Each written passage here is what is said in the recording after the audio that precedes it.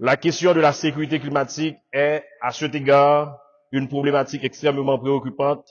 qui complique notre fragilité et crée des difficultés additionnelles pour la société haïtienne. Malgré tout, cela n'empêche pas mon pays de participer activement et selon ses capacités à la lutte mondiale contre les changements climatiques. Le statu quo, y compris les différentes formes d'exclusion, ne peut pas être une option. Sinon, et pour le moins qu'on puisse dire, les générations futures ne nous pardonneront pas d'avoir peu fait pour juguler le phénomène pendant que les solutions étaient à notre portée.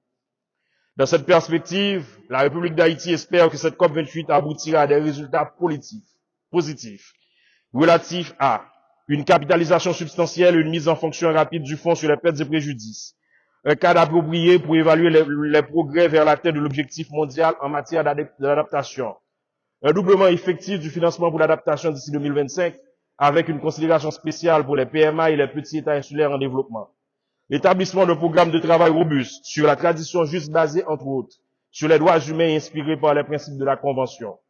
la mise en œuvre efficace du programme de travail pour le relèvement du niveau d'ambition en matière d'atténuation et aligné à l'objectif de 1,5 degrés Celsius, l'identification des suites pratiques à donner au premier plan mondial afin de rompre définitivement avec le statu quo, notamment de nos rapports avec les énergies fossiles,